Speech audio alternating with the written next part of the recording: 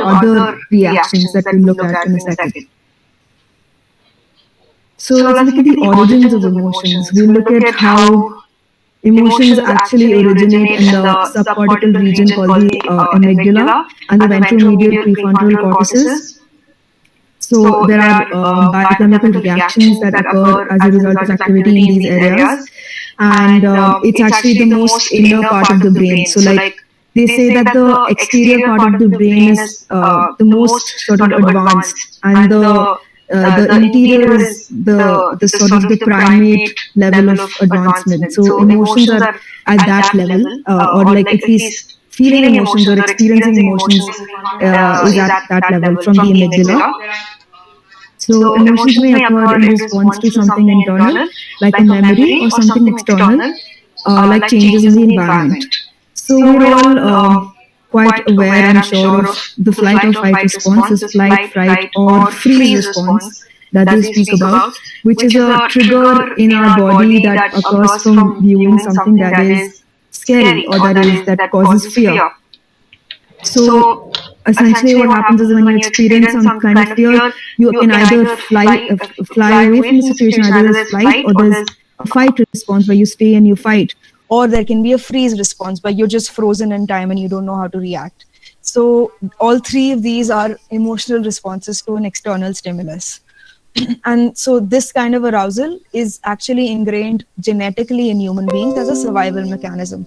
So just this example itself, an example that you see in so many, like you see it in animals and you see it in human beings. So this example that applies to so many people is clearly something that's genetic and it's there for us survival. So it's a really good example in sort of reminding yourself that any emotion that you actually feel is there for your protection and for your survival. So even if it's, even if it's not fear, even if it's anger, it's actually a protection of your needs. And so it's a good way to remind yourself that if you're feeling something, and even if it's a negative emotion, it's because it's, signaling you that there's something that is threatening you or that's causing you potential harm. So, as I said, it starts off with the physiological response, but then it also becomes other things, emotions. So now we'll look at how emotions are different from feelings and from mood. Emotions are activated by neurotransmitters and hormones released in the brain. Emotional reactions are therefore instinctive and unconscious. So it's very difficult to control the emotion that has been triggered. Once it's triggered, the things that you do after that is what you can control, which is how you feel about the situation or how you act in that situation. Whereas emotion is just the very, like, the first step, the most, like, sort of instinctual reaction to a particular situation. Feelings are the physical and mental sensations that arise when we internalize the emotions. So, for example, I've seen some kind of threat in the environment. I feel fear. That's emotion. But then me recognizing that it's fear is the feeling. So feeling is actually the step 2, where you're able to internalize that emotion and where you're able to process it and understand it cognitively. And it also includes all the, like, when you're doing that processing bit, you also acknowledge how it makes you feel physically and how it makes you feel mentally. So processing all of that comes under feelings. So yeah, as I said, feelings involve a cognitive component. Feelings are the conscious experience of emotional reactions. Therefore, they are highly subjective. So as I said, emotion is something that's genetically embedded, and you have very little control over them. And it's instinctive and unconscious. I think years and years of probably like mindfulness practices or meditation or, some kind of spiritual practices can help you control your emotions. But it's quite difficult to get to that stage. But controlling your feelings is relatively easier. So that's why we can see that, the same situation can trigger different feelings in different people, because it's a very subjective phenomenon. Completely depends on how you process your emotions and how you choose to process your emotions. So they're related to how the brain assigns meaning to the emotional experience you're having. That's a very cognitive process. Mood, on the other hand, is a mix of feelings and emotions as we go through several days. So it's a sort of sustained, persistent mental, physical, and emotional state. So it has to be like over a period of time. Plus, it has to be a sort of a combination of everything. So I hope this is clear. Are there any questions in this with respect to this distinction?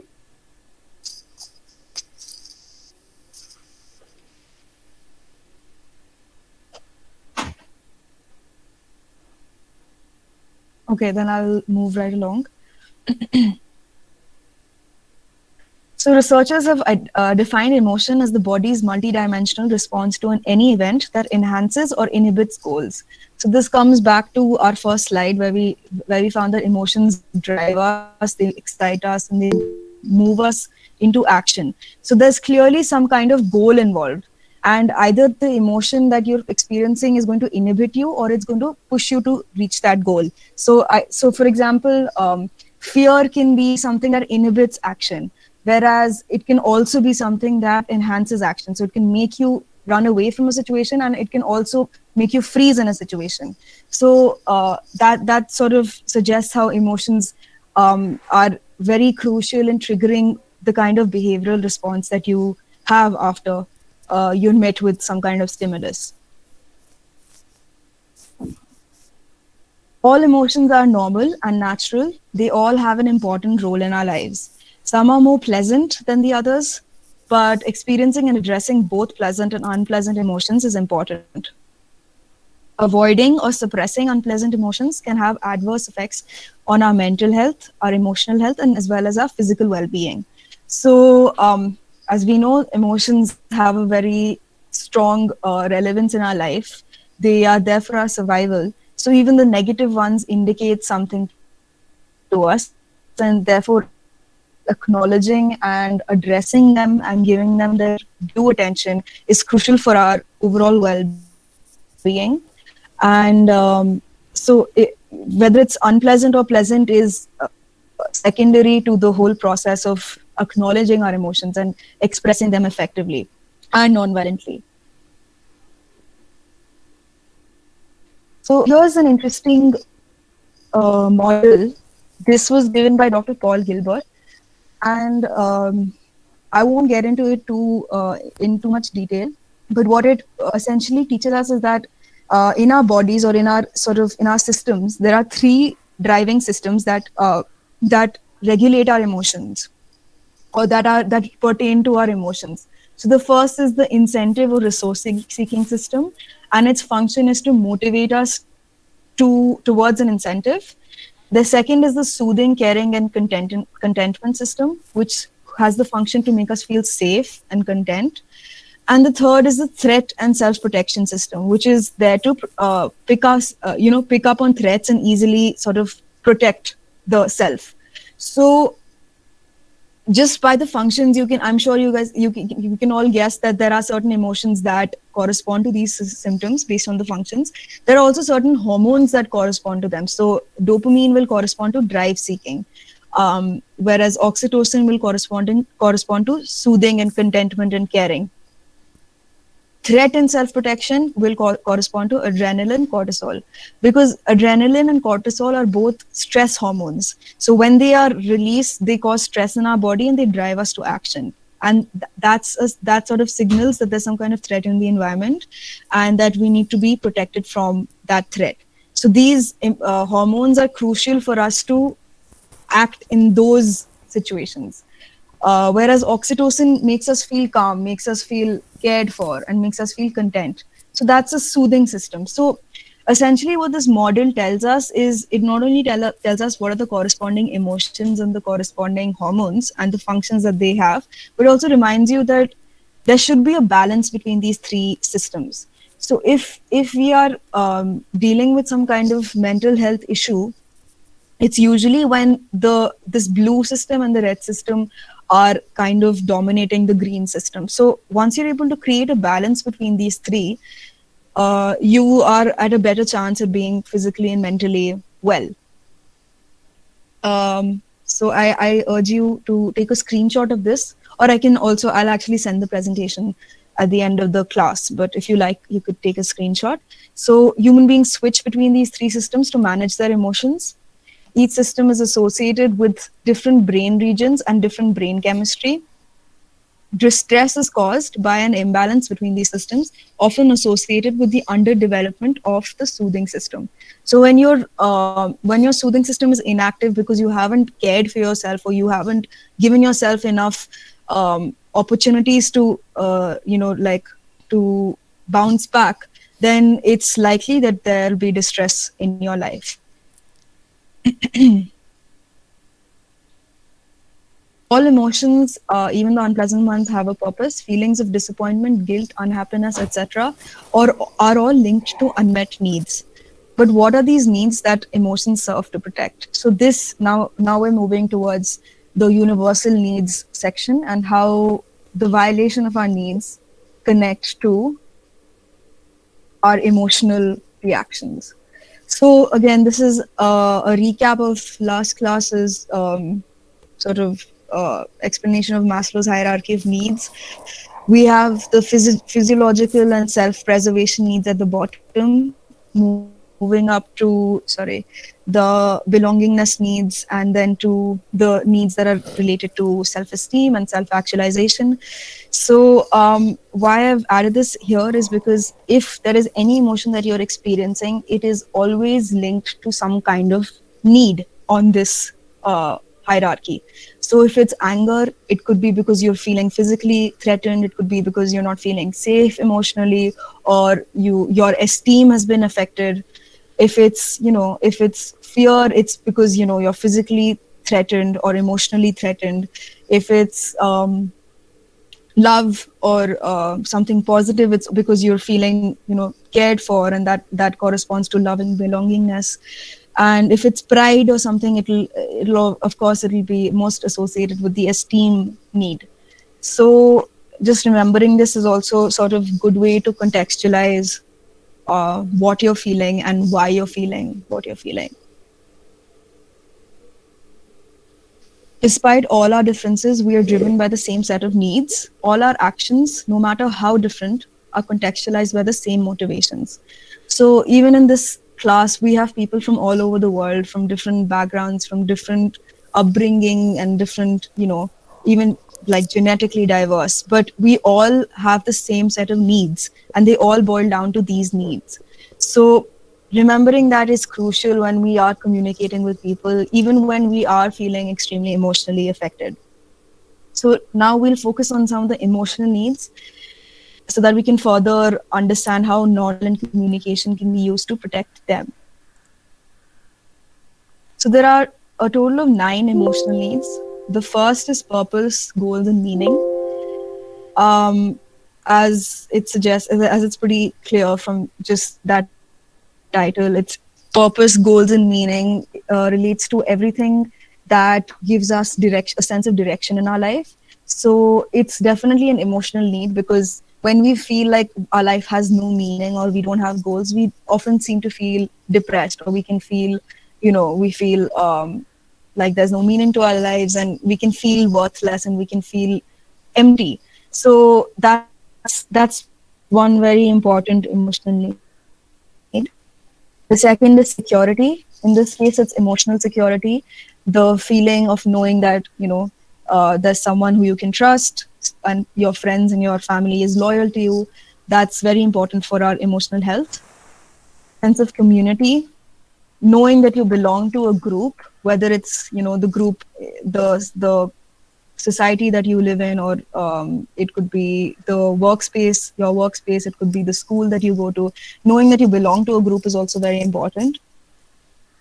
Attention, so whether it's in the form of getting a like on our pictures, or whether it's the form of physical attention of those we love, it's very crucial for our emotional well-being as well as our physical well-being. Intimacy, so intimacy can be closeness with anyone. It could be a romantic partner, it could be your friend, anyone who you can actually share things with and you have a close relationship with. That's also crucial. Volition and control, So knowing that you have control over your life is also a very important aspect of feeling safe and feeling secure. So that's also, it corresponds to our emotional needs. Status, respect, appreciation. This one very clearly corresponds to our self esteem needs. Knowing that you have a certain status in society, that you're respected, and that your work is appreciated also makes you feel good. And that's also really important. Sense of self, knowing that your needs and who you are is intact, and you should know what you should know, the person that you are, and there should be a level of congruence in the person that you want to be and the person that you are. So we talked about this in the previous class when we spoke about Carl Rogers. So having a sense of self is also very crucial for emotional health. And then finally, a sense of achievement. So this one really corresponds to the whole fulfillment and like the self fulfillment needs at the top of the pyramid, which corresponds to self actualization. So knowing that you've achieved what you wanted in life is also very crucial for our well being. So those were the 9 needs. Sorry. So now we look at how nonviolent communication can be used to help in emotional management. Nonviolent communication reminds us to be sensitive to our needs as well as the needs of others. When we start to acknowledge that all of us are after after similar things, we are more likely to empathize with one another. So the first thing that we've done today is to first understand that emotions have a particular purpose to fulfill. Second, that they are universally experienced, and they all correspond to universal needs. So what remembering these 3 things does is that you know that we're all pretty much in the same boat, and we're all experiencing similar emotions. And not when our needs are violated, we all feel bad, we all go through negative emotions. So this just remembering this is like the first step that you can take to become a more empathetic person, and therefore take the step to be more nonviolent in your communication. So the first half of this session was really about understanding the meaning of emotions, and to understand the context that they arise in. In the next section, we'll look at how we can use compassionate language and empathetic language that is so intrinsic to nonviolent communication to express our emotions well and express them effectively while leading an emotionally healthy life that also has mutually satisfying relationships. So you don't want to experience, you don't want to, always be happy and feel emotional health at the cost of other people's emotional health. You want to make sure that all of it is mutually satisfying and your relationships are long lasting. So this is really the sort of the end goal here. Violence, aggression, and other forms of unhealthy expressions of emotions can cause severe distress and damage relationships permanently. So, so many people have lost their loved ones to anger and to unregulated emotions, or, just even feeling something as negative as jealousy, or feeling too proud to talk about your emotions. All of these things can really impede our emotional growth, and they can also really cause distress to everyone involved, and it can also damage our relationships permanently. So what essentially happens is that you're creating a vicious cycle. When you're not able to regulate your emotions, your relationships are damaged, and when your relationships are damaged, your emotional needs are unmet, and that causes a very negative sort of vicious cycle. So it makes it really important to become conscious and aware of your emotions. So you should be aware of what you're feeling and be aware that you're feeling something. So to take a step back and to actually observe your emotions, and learn how to identify them and express them non-violently. So being conscious and being aware means stepping back, and then B, here, learning how to identify and express them would mean to have the emotional education and emotional literacy to be able to pinpoint what you're feeling and to be able to then know how to express it non-violently. Emotion management is the ability to be aware of and constructively handle both positive and challenging emotions. Naturally, management would mean awareness as well as constructive regulation of all kinds of emotions. So now we'll look at emotional intelligence. We all have heard of IQ or intelligence quotient, but and I'm sure a lot of us have also heard of emotional intelligence or emotional quotient, which is EQ, which is an indicator of how well we are able to perceive, to use, to understand, to manage, and handle our emotions. So it's a kind of a quantitative measurement of our ability to perceive, use, understand, manage, and handle our emotions. While numbers don't really matter in this discussion as much, it's just an important sort of construct to remind yourself that that this ability is also as important as IQ. And if you're not able to handle your emotions well, you will face a lot of challenges in life, and that will affect the kind of life that you lead. So this is a very important ability just for your own health and for your own goals and just for your overall well-being. Signs of emotional intelligence is being able to accept advice or amendments. So this is essentially knowing how to accept criticism. So that's a sign of high emotional intelligence. Being able to say no when required. So this is related to being assertive and knowing your own boundaries. Being critical without criticism. So being able to pinpoint things uh, that aren't productive or that aren't good without criticizing the other person. Knowing how to meet other people midway. So knowing how to negotiate and doing your best while also making sure that the outcome is mutually satisfying, and having the ability to move on. So you should also be able to let go of things. These are just some of the indicators of emotional intelligence.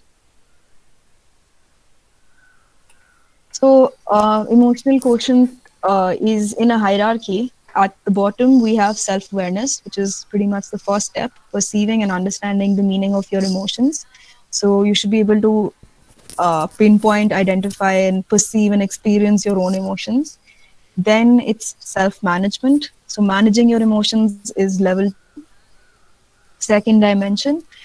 And then third is awareness of others' emotions, knowing what the other person is feeling, being able to identify what they might be experiencing. This is when you start to empathize and you're able to understand. You're able to look beyond yourself and you're able to understand what the other person might be experiencing, and then helping other people manage their emotions, which is this is closest to relationship management and being able to form long lasting relationships. So this is another diagram that explains the same thing. The first two correspond to personal competence, and the last two correspond to relationship management and social competence. So yeah, self awareness, self management, social awareness, and relationship management. Okay ನಿರ್ತೀರ ನಿರ್ತೀರ. Self-awareness is the lowest level of EI because it is a prerequisite for any other of the three dimensions. Self-management and social awareness are necessarily above self-awareness and in the IEI hierarchy. Of course, you can't manage your emotions or you can't manage other people without having these two. Relationship management is the highest level of EI because it requires all three dimensions. This is pretty intuitive. A higher level of emotional intelligence can lead to better relationship management. Practicing nonviolent communication can increase emotional intelligence.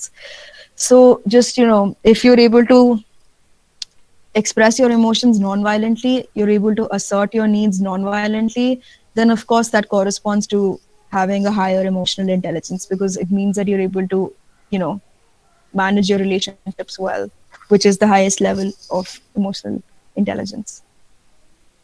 So now we're going to enter into this the final phase of our discussion, which will talk about how we can expand our emotional vocabulary and how we can express our needs. So we've done a lot of theoretical talk so far, but now let's look at what are the practical tools that we have available that can make us better nonviolent communicators and can also ensure that our emotional needs are met. So expanding your emotional vocabulary is crucial for us to be able to articulate our needs. So the first reason why we need it is because we need to be able to, identify our needs and to be able to express them.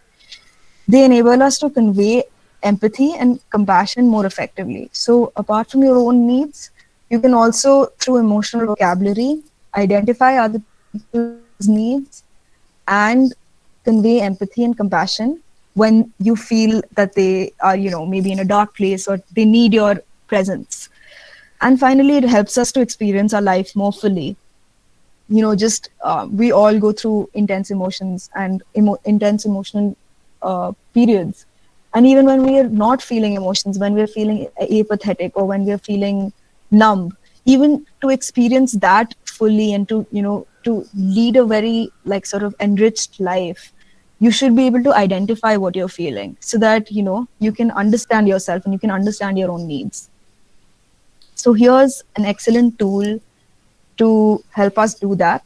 This is the feeling wheel, which is by Dr. Gloria Wilcox, and it's used a lot by therapists and even by teachers, I feel, people from different professions to sort of help people identify the emotions that they might be feeling. So if you look at this wheel closely, you will see that there are 6 emotions in the middle, which are in the center, which are the sort of the primary, the basic emotions that we all feel.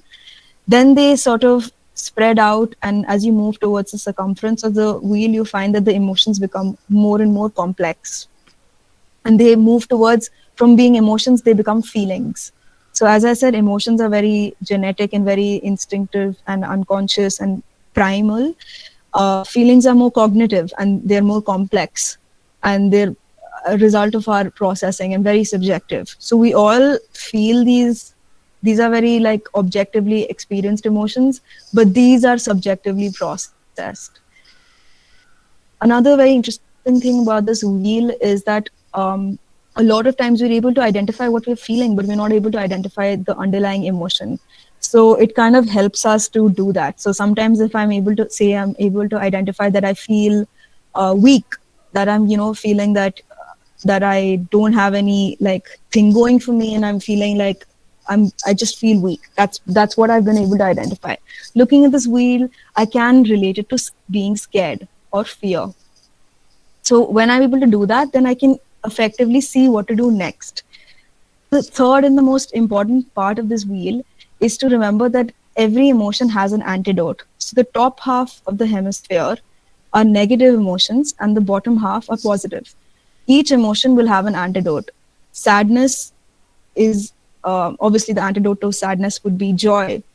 Fear would be peace, and anger is power. So a lot of times when you're feeling angry, it's because sometimes you're feeling powerless. So what that indicates is that, experiencing power can make you feel in control, and it can, make you sort of the sort of loss of control that is very intrinsic to anger is is contradicted when you feel powerful. So this is a very sort of handy tool, I feel. I think it's a great way to build your emotional vocabulary. Also, when sometimes you're feeling sad, but you don't know why you're feeling sad. It's nice to see the possible reasons in the form of these feelings that are there. The expression of emotions can either help our relationships become healthier and satisfying, as in when we practice emotional intelligence, or they can potentially destroy our relationships. So, of course, breaking something when you're angry is also an emotional expression, but it's not a very healthy or satisfying emotional expression. Maybe in that moment, it is able to soothe a certain instinct, but it doesn't by any means solve the problem, and it definitely doesn't lead to physical well-being. Enhancing our emotional literacy and insight can help us form deeper and stronger relationships. Right? Nonviolent communication involves emotionally sensitive language use that conveys empathy and compassion throughout. Let's look at communication styles next. So this section is about how our emotions are expressed and how we express ourselves and what styles we adopt from one situation to the other and which style we gravitate towards. Nonviolent communication is assertive communication. It ensures that everyone involved gets what they need, and at the same time, no one's needs are violated. And it's honest, it's direct, and it's expressive and confident and empathetic, and it's healthy. The other three are all violent forms of communication, or they're forms of communication that deny the needs of someone or the other involved. So at the other end of the spectrum, we have passive communication, where you just don't express your needs. You're emotionally dishonest. You're not telling the other person what you're feeling. You're suppressing or avoiding your emotions, and your relationship as a result is very limited, and it's not a very strong one. It's inhibited, self denying, and blaming, and apologetic. So, a person who is likely to communicate passively is someone who is very apologetic. They might blame themselves. They will deny their own needs. They'll just say, no, no, like, whatever you say is fine. I have no other needs. I'm fine. Others, so they're only focused on, what the other person wants, and they don't really have a voice of their own. Of course, every one of us have experienced each of these styles from one situation or the other, and not I don't like to label people and say that one person is passive or the other person is assertive. But yeah, after a point, I think these things also become habitual, and they become a part of our character. So it's really important for us to call ourselves out on it, and to acknowledge that we all should try and be assertive communicators. Passive aggressive are people who are passive aggressive are emotionally dishonest, like the passive communicators, but they're also they're self-denying at first, but in the end they sort of self-enhance, and then that's at the expense of the other people. So using sarcastic, or using just being very glib, and being very just being sarcastic is a very sort of strong indicator of passive aggression, because you are kind of denying your own needs, but you're not actually doing that. You're kind of saying it from some kind of moral high ground, and that comes across as aggressive, and it doesn't help anyone. It's aggressive towards the other person. It also denies your own needs, and it sort of leads to an impasse where neither parties benefit. So it's definitely a very unhealthy form of communication. Then we have aggressive, which is inappropriately honest, direct, expressive, attacking, blaming, controlling, self-enhancing at the expense of others. So this is, of course, the opposite of assertive. It's the opposite of passive, where you're very clearly attacking someone, blaming someone at the expense of their needs and their rights. You are expressing your own needs. You might be very honest. You might be very aware of what you're feeling, but you don't seem to empathize with the other person and their needs. So here are some examples that are, I mean, of course, we don't all speak like this, but they kind of indicate the way that a passive communicator or a passive aggressive communicator would communicate. So just to recap, here, no one's needs are getting met. Maybe the other person's needs might get met, but that's also just for the short run. Here, literally no one's needs are met. Here, only my needs are met, the person who's being aggressive, and here, everyone's needs are met. And of course, nonviolent communication involves assertive communication. So this is sort of the end of our presentation, in the sense that this is the last slide.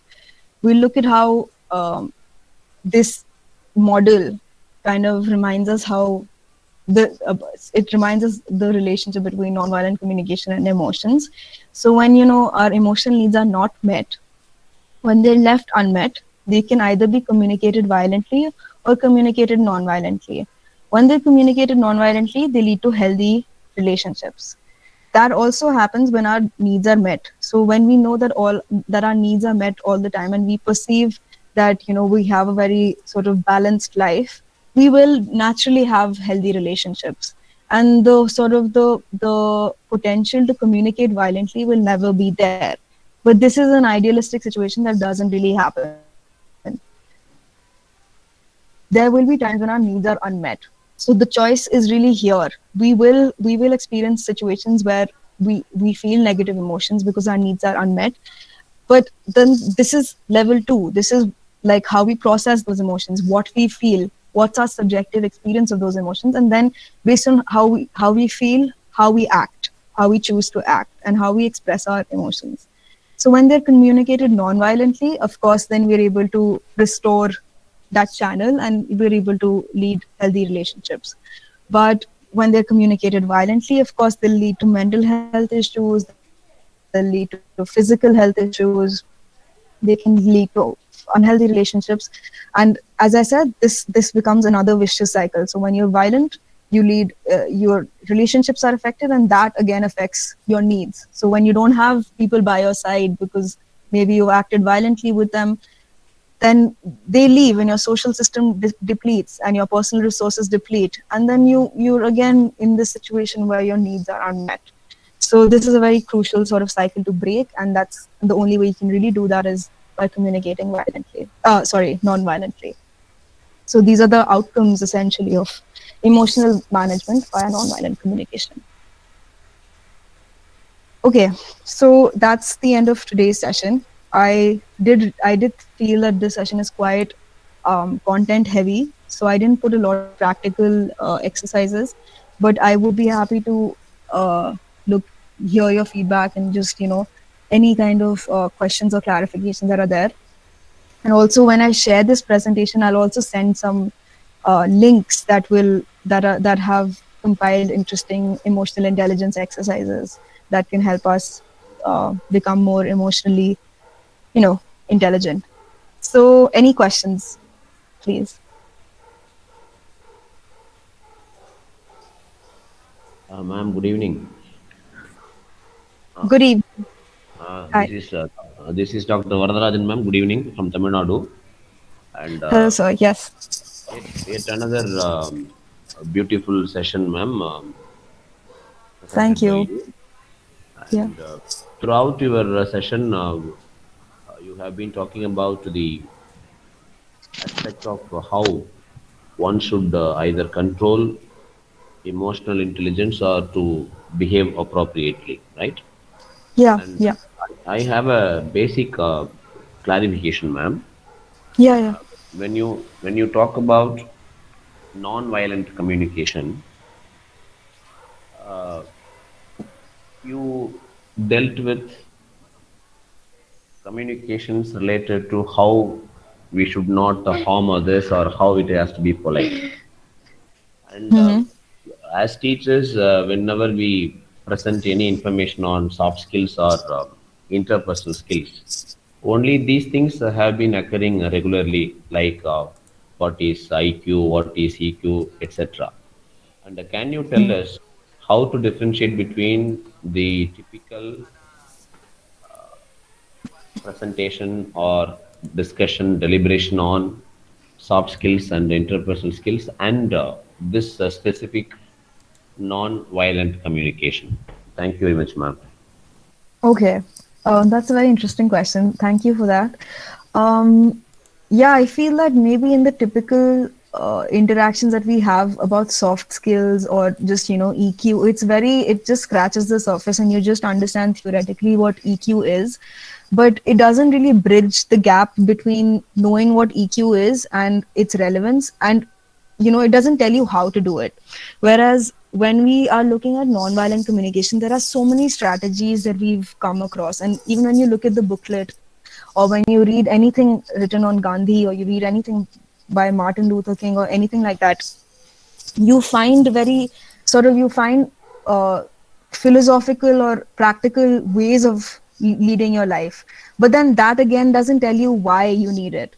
So what I was trying to do in this presentation, and what we've tried to do in the booklet as well, is to